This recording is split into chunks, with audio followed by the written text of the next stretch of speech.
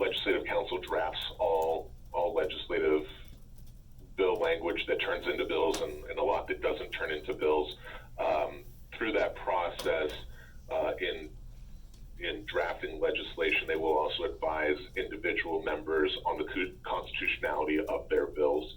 That usually takes the form of a letter to the member directly of, yes, your bill is constitutional, or they will raise potential constitutional issues. It's then up to the legislator individually to determine whether or not they agree with it. They don't have to agree with it, or if they want to address it. Essentially, there's nothing that prohibits the legislature from passing bills that may have questions about constitutionality. Obviously, if there are and something gets signed into law, then that moves into the judicial system. Right.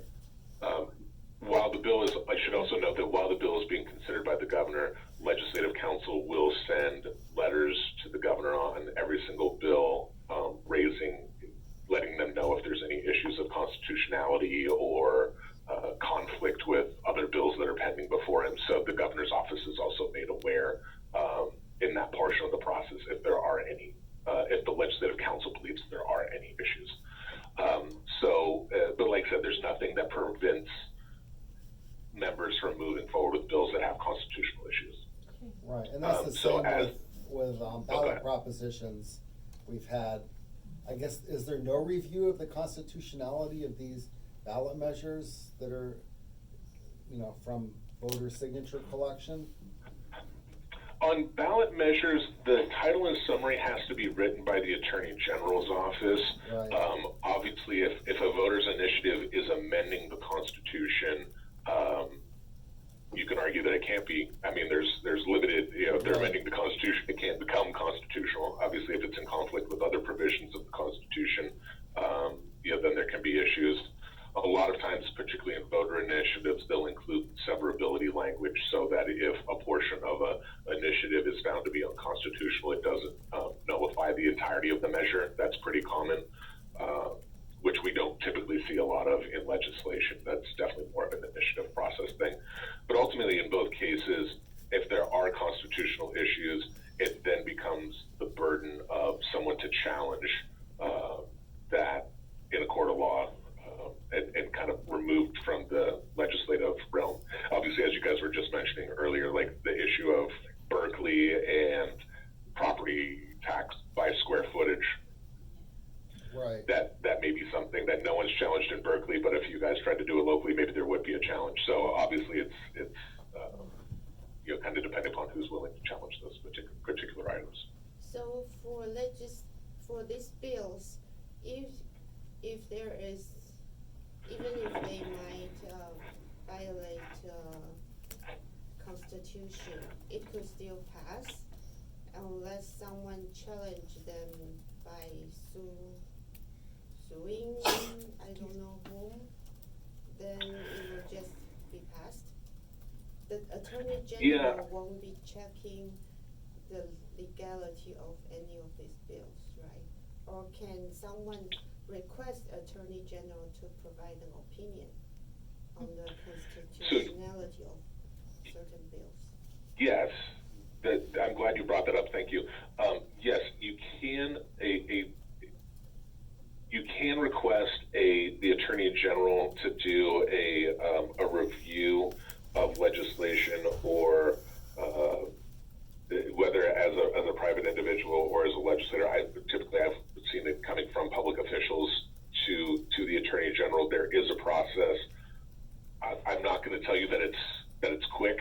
A lot of times, the way I've seen it done is there may be some issues, and then the legislator will receive a legislative council opinion that they believe a bill is constitutional. But obviously, that just kind of carries the weight of, it's not the weight of the Attorney General. So then a legislator will turn around and provide that legislative council opinion and ask the Attorney General to opine on the constitutionality. So therefore, they will have something from the attorney. They may have something from the Attorney General confirming constitutionality. That's typically the way I've seen the Attorney General done. But a request can be made to review constitutionality. So we can request it, or maybe the League of California cities can request, opinion from Attorney General on these Correct, laws. yes. Maybe we should consider that. I guess the first part Yeah, of and my the- I think we should go through the League of California Cities for that. That would have more impact than an individual city. Yeah, I would think so. The one thing I will say is, at least the correspondence that I saw on some of the questions about constitutionality, I think are kind of on the I don't want to say on the details, but for example, one was on whether or not something could be a special for the housing issues. There's, I think in 330, in 1487, there's a declaration that the housing crisis is a special case that's going on in the Bay Area, and there's questions raised. Obviously, housing is a much broader issue than that. That gets into one of those things. I mean, as far as and I should preface with, I'm not a lawyer, so please take this for the non-legal opinion that it is. Essentially, on those items, I think the way a lot of folks have looked at it is they are the legislature has to declare purpose if they are going to make special laws that don't apply broadly or just apply to a subset of the state. Typically, the way that those have been determined is since the legislature is stating it as a fact, then the courts will essentially defer to legislative intent. That it is an issue because the legislature has said it's an issue. Not is this from an outside view, is this a good position to hold? Generally, that's how I've seen that provision interpreted. I point out that just because there's probably, of the 2,500 bills that are introduced every year, there's probably 500 bills that contain some version of that type of clause in it. So it's very common. like they can say this is a statewide emergency without proving it's a statewide emergency. Correct. Right. It's not. They don't necessarily have a threshold of statewide emergency. Just that it is there is a situation of significant concern that warrants specific legislation. So it's not like it has to require a declaration of emergency or any type of specific action on behalf of a state agency or the administration. Essentially, that provision is, since the legislature says it's an issue, it's an issue. Okay, So, if they say something's a crisis, they don't have to have criteria that says, Exactly. these are the criteria that makes it a crisis, and this is when the crisis will be over when such and such happens. It's just, they decide when it's a crisis and they decide when it's no longer a crisis. And also it's statewide because Yeah. the issue is not, there are many places with a lot of housing. They are losing population, and so is it statewide?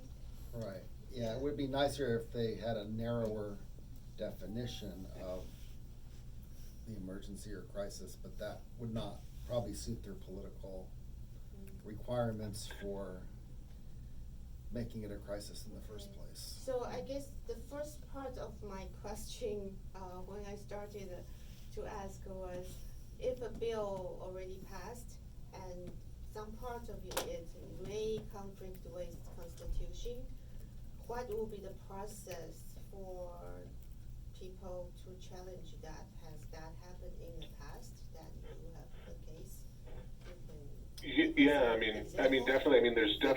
I mean, once a bill is passed and signed into law, then obviously we kind of are moved out of the legislative realm and into a judicial realm. So essentially, anyone, assuming they have proper standing, can take issue with legislation, and that may be anyone from the state attorney general to an association to a private individual. Again, that's just kind of assuming that they have standing and can bring an action within the judicial system. Then anyone is welcome to do that. You also have the referendum process. So, by way of example, last year the state passed legislation that will get rid of the cash bail system in California. Right. So the bail bondsmen, their kind of statewide association, have been circulating a referendum which qualified. That will be on November of 2020 ballot.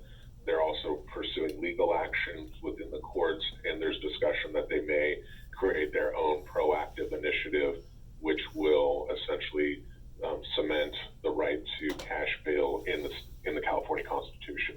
So that's an example where you have an association, a group of stakeholders that did not agree with the legislative action, that are kind of taking a broad approach through legal avenues and political avenues to overturn what they feel is a bad policy and unconstitutional measure. So there's that. You also have instances, for example, there was a bill passed by Ms. Skinner, I forget if it was last year or 2 years ago, which would require transparency in police records on certain officer-involved interactions with civilians. And you've had grassroots organizations, particularly through media, trying to gain access to those records, and localities and the state attorney general were fighting in courts to try to limit what the interpretation of that bill was. So in that instance, you had the states and local governments trying to, after the fact, argue what the implementation provisions of a specific measure were. So it can kind of take a number of different angles, but ultimately you're talking about something that's outside of the legislative realm and in the judicial realm. All right. Oh, I have one comment card. Welcome, Jennifer. This is on item 6 for constitutionality. Hi, I'm Jennifer Griffin, and I'm really glad. I was very excited to see this on the agenda because this has been brought up several times. I am very, very familiar with the reasons why we have a country. My family has been in Virginia for many, many hundreds of years. I'm very familiar with the history of California and the change from from Spain to Mexico to California. We have 170-year history of California as a state, and I understand that there probably have been laws that have been passed, that have been overturned, that might have been unconstitutional. But I will tell you, ever since the last 2 to 4 years, when a lot of these housing bills have been coming down, I have had a sense that there is something going on, and I've been very, very concerned. I've been very disturbed that there is something strange going on with the state constitutionality. It is provoking issues with the constitutionality in the state. We've had so many things happen where there's been an attempt to wrest control from city level of traditional. If you look at the history of California, the cities had control of their own jurisdictions.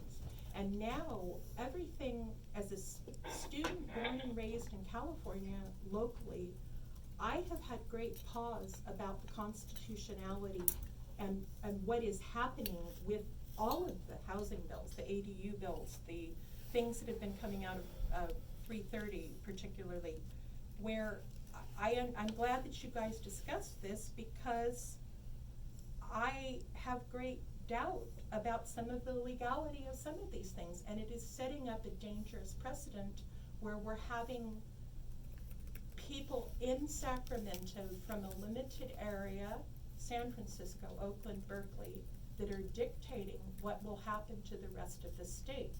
And particularly when you talked about the regional issues of, quote, declaring a housing crisis. I could declare, as if I became elected as a politician in the state, that everyone should have to ride horses. Well, that's unconstitutional, but I could put a bill forward to do that. But what I'm concerned about is the road we're going down here is that the public has had no way to start talking about what is happening with Sacramento. We don't know what's happening with Los Angeles. And it's very, very one-sided. And yes, I know areas where they're losing population in cities. I mean, Modesto and Fresno are having issues. Barstow, you don't, Ridgecrest, where the earthquakes are, their houses fall down.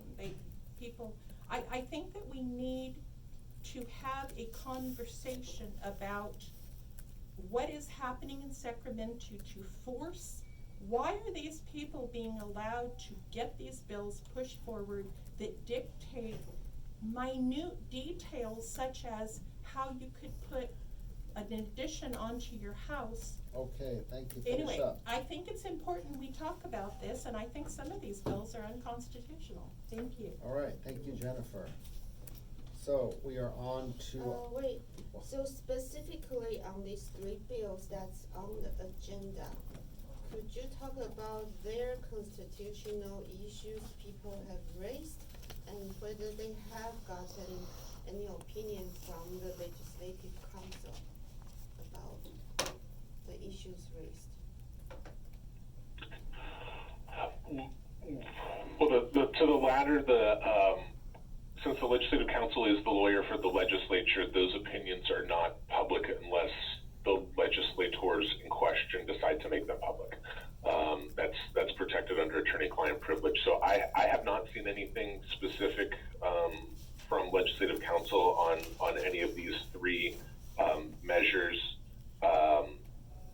As far as the specifics that I've seen raised, and I don't want to necessarily say that these are the limitations of the constitutionality questions, but as I mentioned, I think on the 1487, where it's if the question is regarding does something like a housing crisis in the Bay Area warrant, is it enough to be a special legislation? From what I've seen over the years, courts have determined that essentially if the legislature says it's a special case warranting special legislation, that's the deference the court gives. Not to say it would be in this situation, but that's how I've seen that over the years. In regards to the 330, I've seen that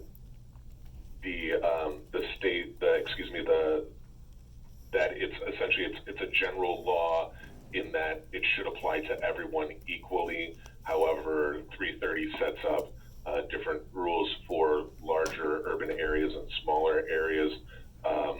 Again, not being a lawyer and not pretending to have legal expertise in this area. I think it would likely be argued by the proponents that the law that's within 330 does apply to everyone in the state. There just are markers for sizes. So everyone over 700,000 people would be subject to the same set of rules. Everyone under would be subject to the same set of rules. So the bill itself applies the same statewide, but there are different differentiations of provisions. So again, I mean, I think obviously the folks that are thinking that is unconstitutional think that is not the application of the bill equally across the state. So that's kind of where that that conversation comes in. And then on 592, I know there were issues raised on procedural process along the gut and amend. For the purposes of the legislature, gut and amend is something that's allowable. Bills, as long as now they meet a 72-hour imprint rule before they're voted on the floors, which obviously 592 at this point has. That passes constitutional muster. There is single subject rules, but ultimately, as long as the bill just addresses a single subject as it's passed, that's not an issue. So the fact that it was a bill that didn't have to do with housing and then was amended to deal with housing, and since it doesn't deal with both of those subjects simultaneously, I think that the courts would likely indicate that that's not a violation of any type of a single subject rule or anything along those lines. So from my standpoint, I don't necessarily see anything on those specific items to me that screams unconstitutional. As to the point about limiting local control, about exerting influence over charter cities or charter counties, think we've really seen a challenge in the recent years on some of those provisions, which, so it's kind of difficult for me to kind of anticipate how a court might rule on some of those items. Okay, Hey, thank you so much. all right, so we're on to item 7, future bill ideas. So I've got, since we've been talking, I think I'm up to 15 now. A prolific law. Right, so yeah, until I get in the You legislature. should run for president. Run for higher office. You should Yeah. run for, yeah, Jim Bell's thing. So, I mean, a lot of these would be shot down because of, the special interests that are funding our esteemed legislators, but, here, I'll take a shot at this. So, a law that compels developers that receive RENA entitlements to construct that entitlement within a certain period of time. A law that requires new commercial office developments to be accompanied by sufficient housing to maintain a jobs housing balance. A law that, and the city may already have this power, a law that in lieu fees can be set at a level sufficient to buy land and construct an equivalent amount of non-inclusive BMR housing as to what would normally be required. Like, we have 15% requirement in Cupertino for both for sale and rental, but the in lieu fees would never construct 15% in an exclusionary project. We have to raise them enormously for that to be the case. The next one, modify the Leroy F. Green School Facilities Act of 1998 to allow realistic mitigation fees for the construction of new school facilities.